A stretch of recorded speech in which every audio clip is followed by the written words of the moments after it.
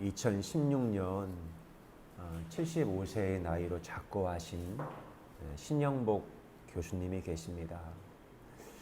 그분은 서울대학교 상대를 졸업하고 대학원을 마치고 육사교관으로 근무하셨습니다. 4.19 혁명에 참여했고, 그리고 5.16 군사 쿠데타가 일어났을 때에도 학생운동에 참여하신 그런 분이셨습니다. 그분이 68년 1월 21일 세상을 떠들썩하게 만든 그 31명의 무장공비 침투 사건이 있었지요. 서울의 청와대 가까이 세검정까지 내려왔습니다. 68년에 신영복 선생님이 그 일에 대한 어떤 반전으로 통일혁명당 사건으로 인해서 그분은 투옥이 되었고 사형 선고를 받게 되었습니다. 자신이 살고 있는 삶의 터전이 있었는데 대한민국의 왜곡된 정치 지형, 그 독재 권력에 의해서 사형 선고를 받았어요. 여러분, 세상의 재판에서 사형 선고를 받는다는 것은 너는 우리가 함께 살고 있는 서식지에서 너는 살아서는 안 되는 존재야. 그는 이념에 의해서 사형 선고를 받았습니다. 그러나 70년에 무기징역으로 감형이 되었지요.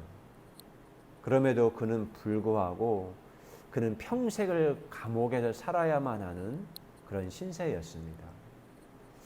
88년 광복절에 20년 20일 만에 가석방으로 출소가 되었어요. 20년 만에. 그리고는 98년도에 사면 복권이 되어서 30년 만에 그는 완전한 자유인의 신분을 갖게 되었습니다. 그분이 1988년도에, 그때는 알지 못했지만 감옥으로부터의 사색이란 책을 그분이 출간을 했습니다. 20년 동안 감옥에 갇히면서 그는 세상으로부터 격리되었고 잊혀진 존재였지만 그는 편지를 썼어요. 그가 육군 교도소 남한산성에 있다가 안양으로, 대전으로, 전주로, 그의 감옥은 이동이 되었지만 그 시간과 공간이 옮겨질 때마다 그는 편지를 썼습니다. 아마 그의 시간과 공간이 정지된 것 같았던 그런 시간들이었지만 그는 세상을 향한 미움, 분노, 그것에서 마음을 지키기 위해서 글을 썼던 거예요. 아마 이렇게 글을 썼기에 자신의 고유한 어떤 모습들을 지켜갈 수 있었겠지요. 그리고 시간이 흘러서 그는 또 다른 책인 처음처럼이라는 책을 2007년도에 그는 출간을 하게 되었습니다. 근데 이 처음처럼을 출간할 때 비하인드 스토리를 그 신영복 교수님이 이야기를 하더라고요. 이 책의 제목이 처음처럼이었지만 원래 의도했던 제목은 다시 쓰는 편지였다라고 합니다. 그리고 이 책은 감옥으로부터의 사색의 후편의 기록이다라는 거예요. 그가 감옥에 수감되어 있을 때 외부 세계하고 감옥이란 세계하고 모든 게 이렇게 단절되어져 있는 경계가 쳐 있잖아요. 그러면 외부 세계에 편지를 보내도 그 편지가 그대로 전달되는 것이 아니라 먼저 외부, 그 감옥을 관리하고 통제하고 있는 그들의 검열을 통과해야만이 자신의 편지가 밖으로 나갈 수 있는 거예요. 그러니까 그는 편지를 쓰면서 내가 이 정도의 글을 쓰면 검열을 피해서 외부로 나의 편지가 나갈 수 있겠다. 그런 것들이 외부 세계로 나가서 감옥으로부터의 사색이라는 책이 출간이 된 겁니다. 그러나 이제 시간이 지나고 난 다음에 그가 감옥에서 나오고 첫 번째 책에 나오고 시간이 지나고 난 다음에 그의 마음에 열망이 있는 거예요. 외부의 검열을 생각하지 않고 진짜 내가 말하고 싶었던 그 편지의 내용을 이제는 시간이 지나서 한번 기록해보고 싶다 해서 다시 쓰는 편지의 기록이 이 처음처럼으로 출간이 된 겁니다. 근데 그 이야기 인터뷰 내용을 들을 때 신영복 선생님의 삶이 저의 인생의 삶과 중첩이 되어지고 오버랩이 되어지고 겹쳐지고 포개되어지는 그런 은혜를 제가 경험하게 되었습니다. 여러분, 우리 인간은 사회적인 존재예요. 우리는 홀로 살지 못하고 외부 세계와 타인과 서로 연결되고 접속되어지며 우리가 이 서식지에서 살게 되어집니다. 우리는 그것을 알기에 지금도 끊임없이 누군가 타인의 시선을 의식하면서 우리는 살고 있어요. 더 안타까운 것은 때로는 나의 존엄한 인생, 나의 고유한 인생이 외부 세계 누군가에 의해서 재단이 되고 재판이 되고 편집당할 때 내가 견디기 힘든 그런 내 존엄의 상처를 내가 경험할 때가 있습니다. 그게 내게는 너무나 큰 고통이죠. 나의 고유한 삶이 있는데 어떤 외부의 강력한 힘에 의해서 내 존재가 외부 세계와 단절되고 어떤 감옥과 같은 세계에 갇힌 것 같은 상황에 처하는 것은 너무나 큰 고통을 내게 다가오는 겁니다. 신영복 선생이 박정희 군사 독재 정권 시절에 자신의 존엄함에 상처를 받았어요. 조작되고 거짓된 정보에 의해서 통일혁명당 사건이라는 이것이 조작이 되었어요. 그리고 사형 선고를 받았어요. 그는 사상범이 되었어요. 그가 어떤 도덕적인 죄를 지은 것이 아니라 그의 생각이, 너의 생각했던 사상이 불순하기 때문에 너는 이 대한민국 사회에 살 수 없어. 그런 선고를 받았습니다. 여러분, 지금 자라는 세대들은 이건 경험하지 못하거든요. 제가 80년대 살게 될 때 저의 누나, 형제들이 사회였던 회사에 취직을 할 때가 있었습니다. 근데 내가 실력 있고 능력이 있다고 해서 어느 회사에 취직이 되는 게 아니에요. 여러분, 우리가 일터라는 것은 내가 어떤 회사에 취업한다는 건 생존권이거든요. 근데 취업 시험에 합격하고 하기 전에 마지막 통과 관문 가운데 신원조회라는 게 있었어요. 80년대. 신원조회는 너의 사상이 불순한지 괜찮은지, 너의 부모와 할아버지의 사상은 어떠했는지 신원 사상 검증을 합니다. 그 사상 검증을 통과하지 못하면 기업에 합격하고도 취업할 수 없었던 사회였어요. 이런 그런 삶이 얼마나 숨통이 저였겠습니까? 여러분, 지금의 대한민국의 대통령인 문재인 대통령께서 그는 사법시험에 합격했어요. 그리고 사법연수원을 우수한 성적으로 1등으로 수료를 했어요. 사법연수원 1등 수료생인데 문재인 대통령에게는 1975년에 유신 헌법에 저항한 학생운동 전력이 있었기 때문에 1등에서 밀려나서 2등으로 수료를 하게 됩니다. 유신 헌법에 저항했었던 그 흔적이 있었기 때문에. 그리고는 사법연수원을 마치고 1982년 1등 수료인데 문재인 대통령이 법관 임용을 거절하고 그분은 인권 변호사의 길을 뚜벅뚜벅 걸어가요. 여러분, 그러면 생각해 보세요. 82년도부터 여러분 지난주에도 끔찍한 법관의 판결이 있었거든요. 그러면 법관 검사로 산다는 것은 그들은 그 생태계에서 출세와 등급을 올리기 위해서는 그들만의 세계 가운데 숨쉬지 못하고 자기를 절제시킨 사람만이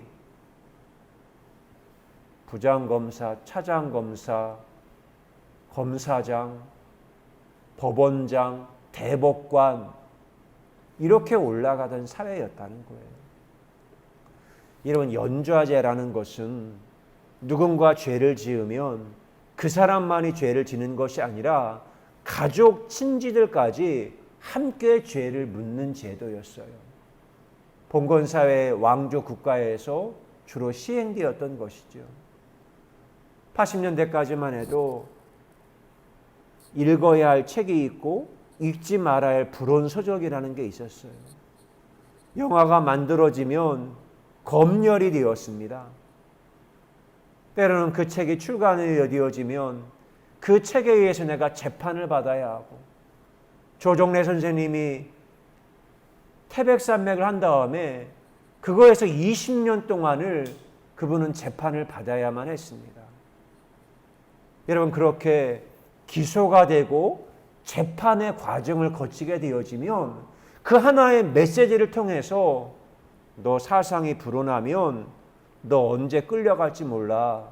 너 언제 재판받을지 몰라.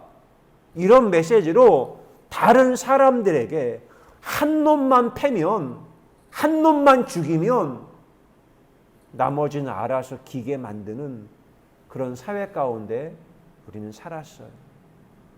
그러면 우리 사람들은 야생에서 살았던 존재가 문명 세계에서 내가 서식하고 안식하고 생존권을 확보하기 위해서 무엇인가에 문명에서 길들여진 존재가 우리들의 모습이었습니다.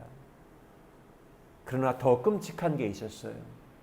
이런 외부 세계의 검열보다 더 무서운 게 있어요. 그것은 외부 세계의 검열이 있다는 걸 내가 인식한 순간부터 스스로 내가 나 자신을 검열하며 산다는 겁니다. 이게 진짜 무서운 거예요.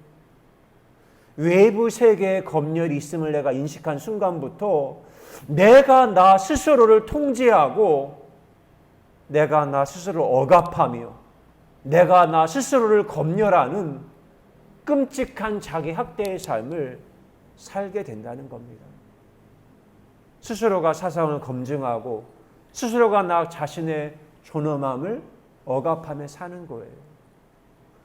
이런 모든 생명이 존재하려면 우리에게는 서식지가 필요해요. 결국 세상은 서식지 전쟁이거든요. 내 생명이 뿌리를 내리고 번성하고 새끼를 낳고 할 서식지를 서로가 경쟁하는 거예요. 그런데 이 문명의 서식지가 마치 설국 열차와 같이 구조화되어 있어요. 아무나 살고 싶다고 해서 서식지, 태어났다고 해서 서식지에 잘 살 수 있는 게 아닙니다. 시험을 거쳐야 하고 과정을 거쳐야 하고 그걸 통과한 사람만이 서식지에 정착할 수 있고 그리고 끊임없이 윗사람의 마음을 들어야만이 진급을 할 수가 있는 거예요. 제가 속한 교단도 그게 있어요. 목회자들이 과정이 있고 과정 진급의 과정이 있고 과정 진급보다 더 무서운 것은 사상을 검증하는 자격심사도 있어요. 목회자나 저희 교단이나 장로님들도 장로 안수를 보면 똑같이 과정과 사상 검증, 자격 검증의 과정을 거쳐요. 그 자격 갔을 때 얼마나 모욕을 당합니까? 내 존엄의 상처를 받으면서도 통과하기 위해서 그냥 시키는 대로 해야만 하는 거예요. 그거 길들여가면서 우리는 매가리가 없는 존재로 길들여지면서 살아온다는 겁니다. 세상이 서계 차경의 함정에 빠져버려 있거든요. 서계 차경, 서경, 서열화, 계급화, 차별화, 경쟁화 이렇게 된 사회예요. 서열화하는 이유는 계급을 만들기 위해서예요. 계급을 만드는 이유는 사람을 차별하기 위해서예요.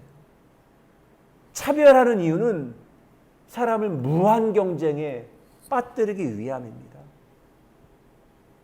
그런데 이 서계 차경이 우리 인간의 존엄성을 말살하고 훼손하고 있는 겁니다.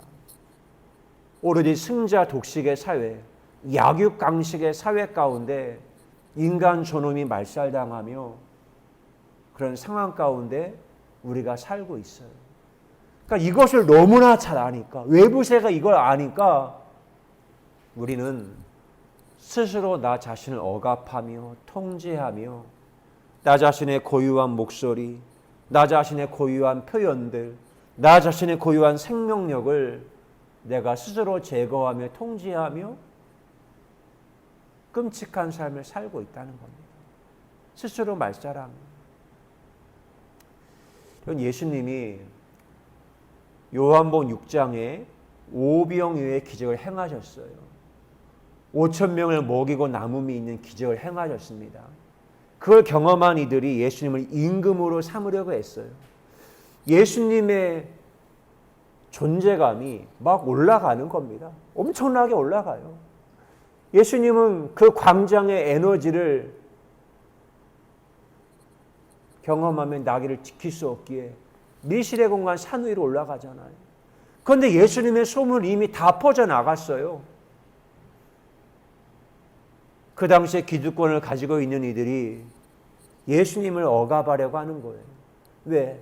예수님 같은 예측할 수 없는 존재가 있으면 자신의 기득권을 지킬 수가 없거든요.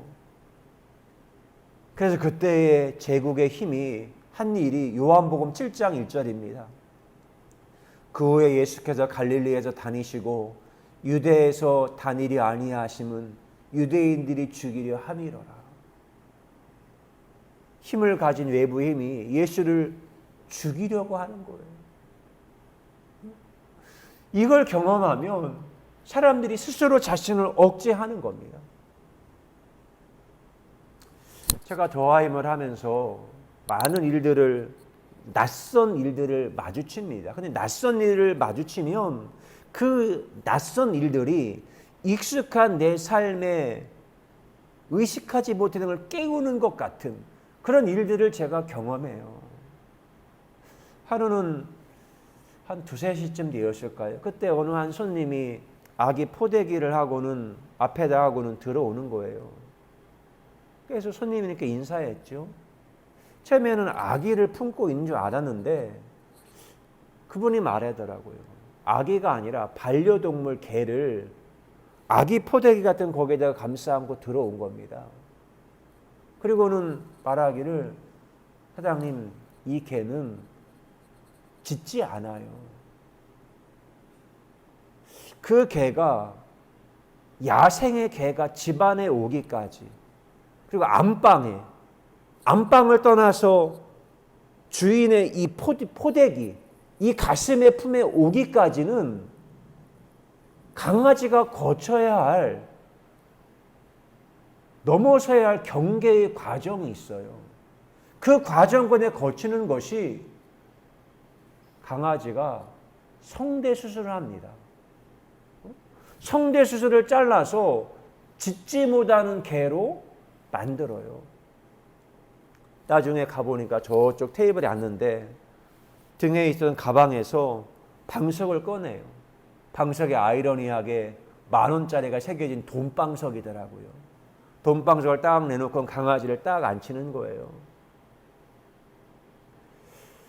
여러분, 야생의 짐승들, 모든 생명을 가진 존재들은 번식하고 하기 위해서 그 짝짓기 해야 하는 그런 기간이 있어요. 그때 암컷은 피를 흘리고 수컷은 발정기가 됩니다. 근데 그것을 통제하기 위해서 병원에 가서 중성화 수술을 하죠. 새끼를 낳지 못하는 존재로 수술을 합니다.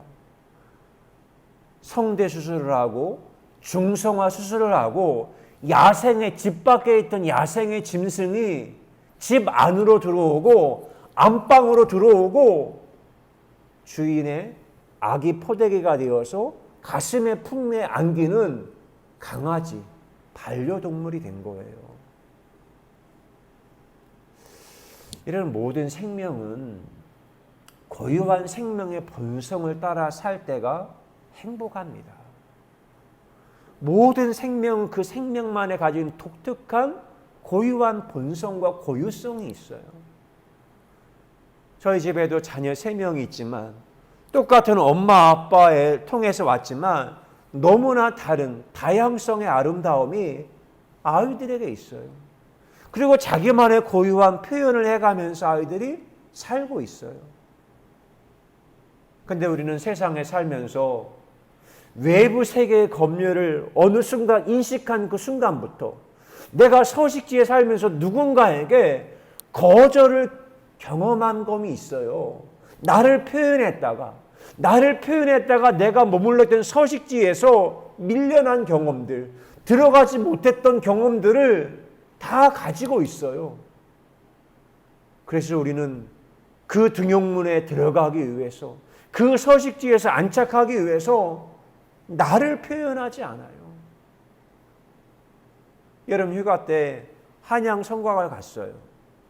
근데 아무나 한양 성곽 안으로 들어가는 게 아니에요. 성곽 문에서 호패를 가지고 사상이 검증된 사람만이 문명의 안에 성곽 안으로 들어갈 수 있어요. 성곽 밖은 위험한 것입니다.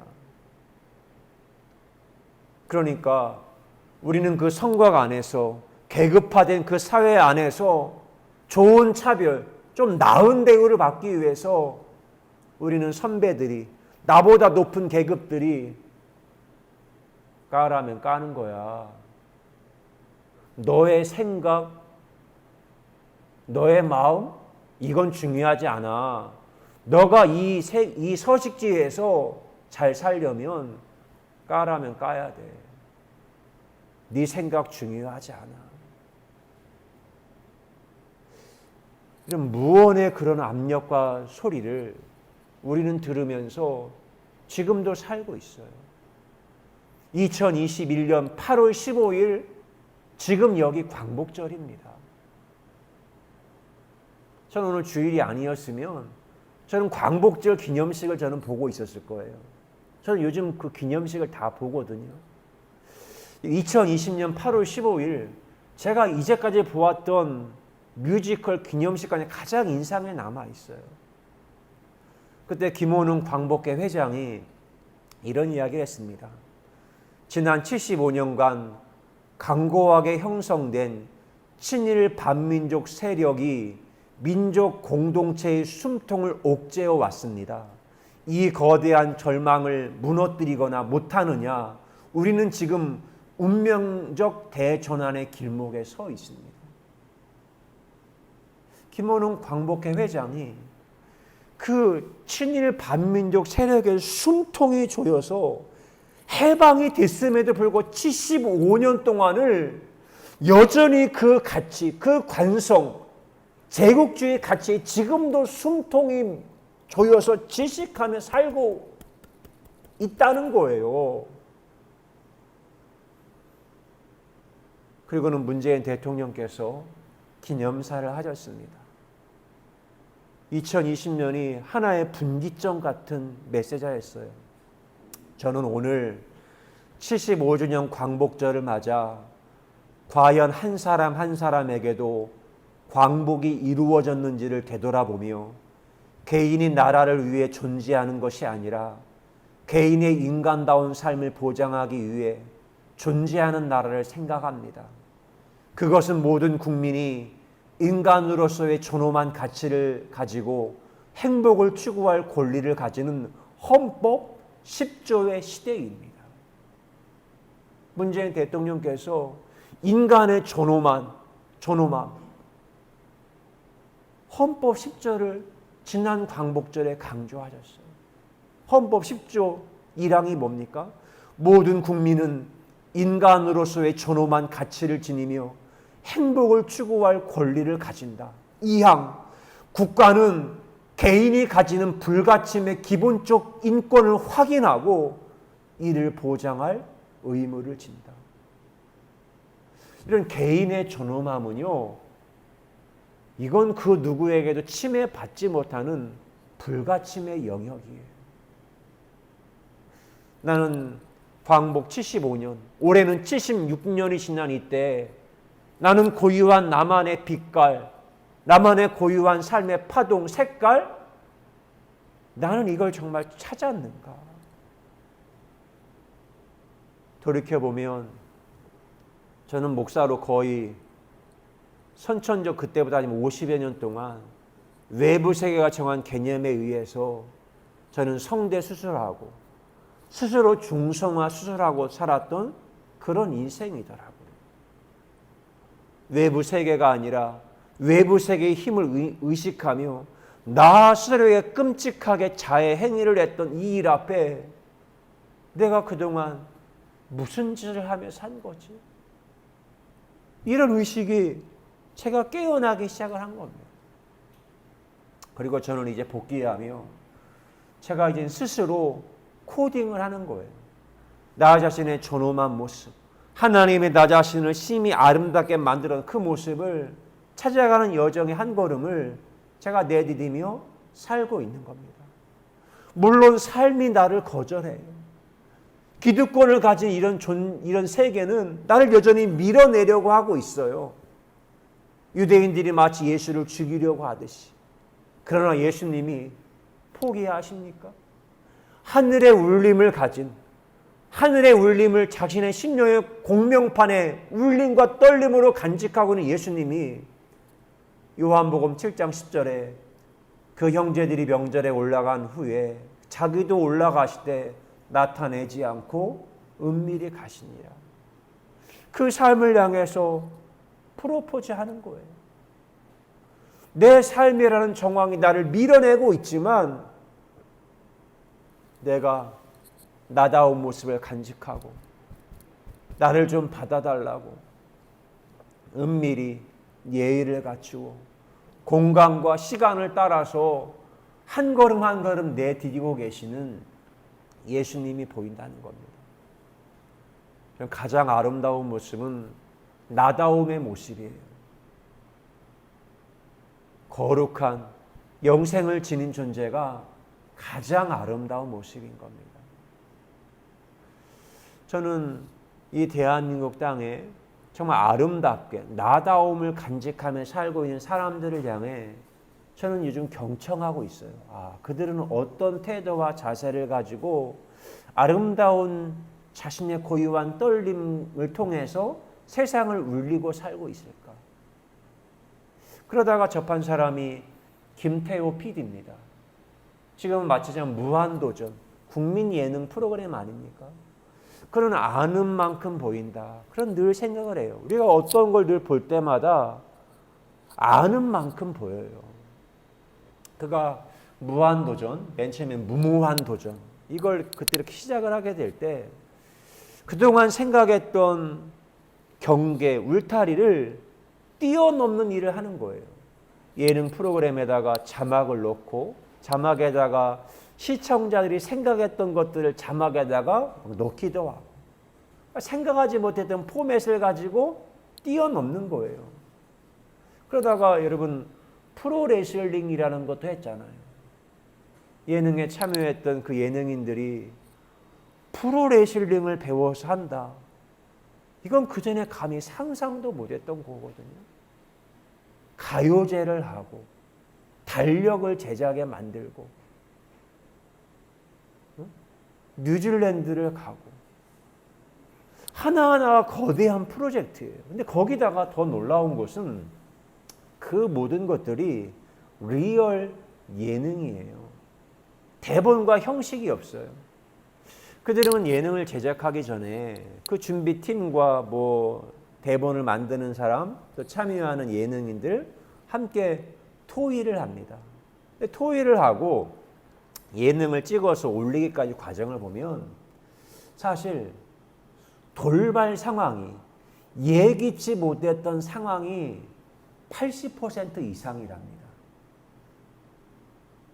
자신들이 생각했던 의도대로 가는 것은 20%고 80%는요 예기치 못했던 일들이에요. 얼마나 불안하고 두렵겠어요. 뉴질랜드에 자신들이 체류하는 시간은 24시간 한정되어 있어요. 24시간 동안 그 출연진들이 3편 꼭지를 찍는 거예요. 야, 그런데 이게 감동인 거예요. 국민 예능으로 불리는 유재석도 그 일에 동의하지만 그 예측했다 하지 못했던 리얼 몸으로 부딪히는 그 일들을 만나는 게 이젠 즐겁다는 거예요. 돌발 상황이라는 것은 길을 잃어버린 상황이거든요. 길을 잃어버려요. 근데 길을 잃어버릴 때 예측하지 못했던 환경, 예측하지 못한 낯선 사람을 만나게 될 때 예측하지 못했던 그 낯선 환경이 익숙한 나의 삶의 어떤 대면침이 찔러져서 묶인 탯줄을 풀어주어서 새로운 생명이 잉태되는 것들을 이들이 경험하는 거예요. 그런데 그것을 경험하면 너무 즐거운 거예요. 무엇보다 시청자들도 열광하고 예측할 수 없었던 일들이 막 벌어지는 일들 앞에 야, 이건 진짜잖아. 이거는 보여주기 위해서 대본대로 만든 게 아니야. 이건 진짜 리얼 예능이잖아. 그러니까 이들이요, 매너리즘이나 관성이거나 무엇인가에 길들여지거나 빠지지 않는 거예요. 왜? 늘 예능이 길을 잃어버리니까. 길을 잃어버린 가운데 새로운 모습으로 늘 융합하며 변모하는 자신의 모습을 발견하니까. 근데 이게 즐거운 이유는 그 변모하는 꽃 가운데 사실은 내 마음 안에 감추어졌던 그 꽃을 발견하는 거예요. 그게 너무 기쁜 거예요. 저는 제가 더하임을 하며 낯선 마주침 가운데 제 심장이 떨리는 이유는 제 영혼과 마음에 감추어졌던 그걸 제가 발견하기 때문에 그래요. 낯선 손님, 낯선 사건, 예측할 수 없는 낯선 일상, 그것이 저의 잠자던 영혼의 생명을 깨워주고 있는 겁니다. 우리나라 대표 감독 가운데 강우석 감독님이 있습니다. 그분이 투캅스, 공공의 적, 실미도 이런 걸 만들어준 분이에요. 그런데 이분이 나오는데 영화라는 걸 그분이 참 대가지만 도무지 예측할 수가 없다는 거예요. 그분이 싸움이라는 영화를 만들었던 적이 있다고 합니다. 대본도 좋고 시나리오도 좋고 많은 사람이 모두가 괜찮아요. 작품의 완성도도 나름 괜찮아요. 시사회에도 평가도 좋았어요. 근데 개봉하고 났더니 싸늘한 거예요, 시장이. 관객이 찾아오질 않네요. 일주일 만에 스크린이 내려오는 거예요. 패닉 상태에 빠져요. 이게 왜 이렇지? 그러면 정말 멘붕, 패닉 상태에 빠져든다고 합니다. 그러면 그 영화에 참여했던 제작진, 투자자, 감독, 배우 모두가 힘든 거예요. 그러니까 영화를 만들 때마다 늘 긴장감에 빠지죠. 나중에는 강우석 감독이 투자 회사 배급 회사도 만들었습니다. 영화를 만드는 것도 중요하지만 투자하고 배급하는 것도 중요하구나. 그래야 잘 만들어진 영화를 많은 사람이 볼 수가 있지. 그리고는 나중에 그 모든 감독도 하고 투자, 배급하는 일도 하고 하다가 나중에 어느 한 사회자가 물었어요. 감독님, 그러면 그 모든 일이 있지만 그러면 영화 감독하고 투자자하고 제작자 일을 한다면 무슨 일을 하고 싶습니까? 했더니 강우석 감독님이 둘도 생각하지 않고 감독을 하고 싶다는 거예요. 힘든 거로 말하면 감독이 10배, 100배 힘들어요. 그 모든 무거운 짐을 짊어지고.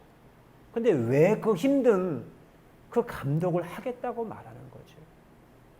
무엇인가가 내 손에, 내 의도, 창작의 예술 세계, 내가 생각했던 의도, 말과 언어로 표현하지 못하던 내 내면 세계, 상상의 세계를 스크린, 음악과 배우와 시나리오를 통해서 무엇인가 세계를 표현하고 보여준다는 것이 너무나 즐거운 일이다. 창작의 기쁨이다. 아, 그렇죠. 그렇지. 힘들고 어렵다고 해서 고통이 아니지. 힘들고 어려운 가운데 무엇인가 내가 상상 속에 상상하던 생각을 눈에 보이는 예술의 형태로 보인다는 것? 아, 이게 얼마나 기쁜지. 저는 그것을 알고 난 다음에 나름의 저만의 스타일로 코딩을 합니다. 그게 제가 인생 사는 재미예요, 요즘에. 시를 쓴다는 것은 외부 세계에 많은 요소들이 있지만 외부 세계가 만들어준 규정해준 개념에 꼭두각시의 개념에 내가 춤을 추는 것이 아니라 나만의 고유한 내가 상상하는 하나님의 나라의 세계를 내가 표현하는 겁니다. 그 중에 하나 하는 것이 제가 이렇게 판소리 형태로 이렇게 말을 하는 거예요.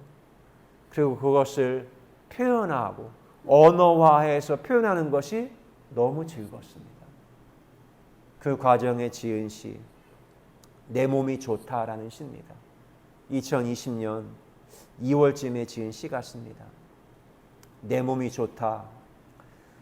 쓰디 쓴 소주 한 잔, 차디찬 소주 한 잔, 달달한 소주 한 잔, 그 맛을 느끼는 내 몸이 좋다. 간장게장 보며 침이 꼴깍 넘어가고 홍어를 보며 코가 뚫리고 푸른 자두 보며 발가락까지 떨리는 그 맛을 느끼는 내 몸이 좋다.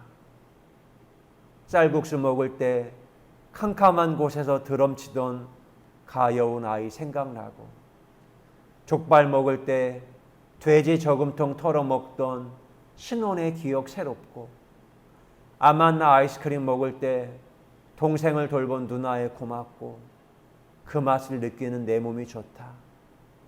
진흙탕 길을 볼 때 모두 축제한 아들 생각에 즐겁고 노을을 볼 때 땀 흘린 노동의 입맞춤이 즐겁고 별을 볼 때 지금 여기에 몰입함이 즐겁고 그 맛을 느끼는 내 몸이 좋다.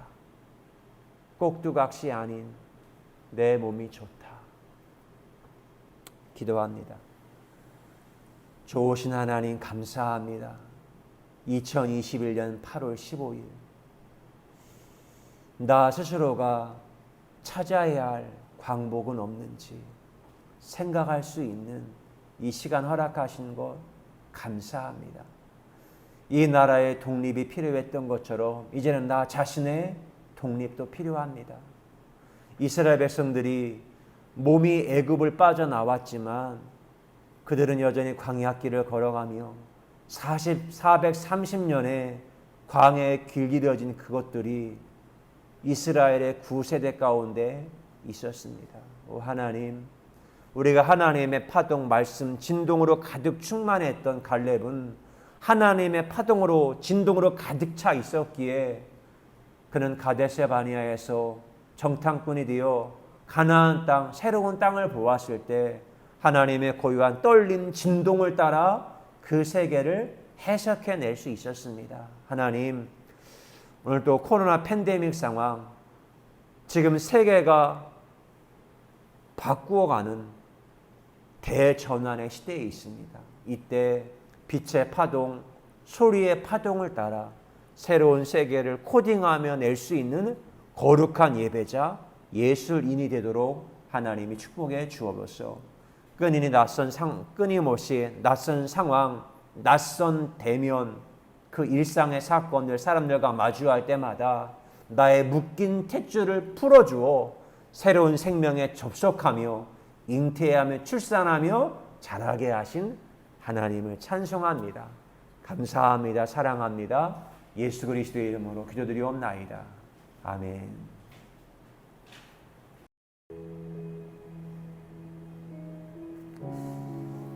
하나님, 감옥에서 태어나 감옥에서 죽을 수밖에 없는 선천적 무기징역자였습니다. 저는 감옥 밖의 세계를 알 수도 없었고 인지할 수도 없었고 인식할 수도 없었습니다. 동굴에서 태어나 살았던 인생이 그 빛에 동굴 밖에서 비추어진 그 그림자 앞에 동굴 안에 있는 사람들은 동굴 밖을 보지 못하고 그림자로 보여진 그 세계만이 진짜인 줄 알았습니다. 그런데 어떤 한 사람이 동굴 밖으로 물을 뜨러 나갔습니다.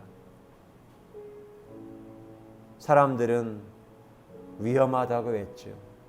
동굴 밖으로 나가면 낭떠러지가 있고 넌 떨어져 죽을 거다. 그러나 어떤 한 사람이 동굴 밖으로 나갔습니다. 물을 뜨러 나갔습니다. 근데 그는 더 이상 돌아오지 않았습니다. 죽었기 때문이 아니라 동굴 밖의 새로운 세상이 그의 심장을 뛰게 하였고 그 세상 가운데 자기만의 꽃을 피우며 사는 인생이 된 것입니다. 오 하나님, 날마다 낯선 사건들, 낯선 존재들을 만남을 통하여 나의 잠자던 영혼을 깨워주신 하나님의 사랑에 감사합니다. 저도 이 종교인으로 살았던 18년의 세월, 그것이 무너지고 난 다음에서야, 종교의 물이 빠지고 난 다음에서야 저 자신을 볼 수 있었습니다. 많은 사람들이 수영장에서 물놀이 합니다. 그 물놀이 하고 있을 때, 물이 차 있을 때는 누가 수영복을 입고 있는지, 누구는 벗고 있는지 물속에 있을 때는 모릅니다. 그러나 물이 빠지고 나면 누가 수영복 입고 있는지 벗고 있는지 다 드러납니다. 어떤 이들은 그 물이 증발되는 것 앞에 자신의 벌거벗은 모습이 두려울까 봐 물 빠지는 것을 막으려고 댐을 만들고 물을 잡으려고 합니다. 그러나 역사의 흐름을 거스를 수는 없습니다. 새로운 시대와 새로운 바람은 그 무엇으로도 막을 수 없습니다. 오 하나님, 새로운 시대에 맞게 우리가 이 생명이 하나님과 함께 파동의 융합이 되어 새로운 세계를 만들고 좀 더 자유로운 세상, 평등한 세상, 독사굴에 손을 넣어도 물지 않고 사자와 어린 양이 함께 뛰노는 그 희년의 아름다운 세상을 만들어가는 저희들의 모습이 되게 하옵소서. 이 땅에 진정한 광복이 찾아오게 하옵소서. 제국주의의 가치관, 이것에 깨어나 모든 영혼들이 스스로의 고유한 빛을 찾게 하시고 한국 교회도 고유한 하나님의 빛이 회복이 되어 세상을 진짜 살리는 아름다운 인간을 위해 기여하는 고유한 파동을 지닌 교회의 모습으로 회복되게 하옵소서. 이제는 우리의 생명이신 예수 그리스도의 은혜와 하나님 아버지의 큰 놀라우신 사랑하심과 성령님의 감화 감동 위로 교통하심의 역사가 하나님을 예배한 사랑하는 모든 주의 자녀들 위해 이제부터 영원히 함께 하시기를 간절히 축원하옵나이다. 아멘.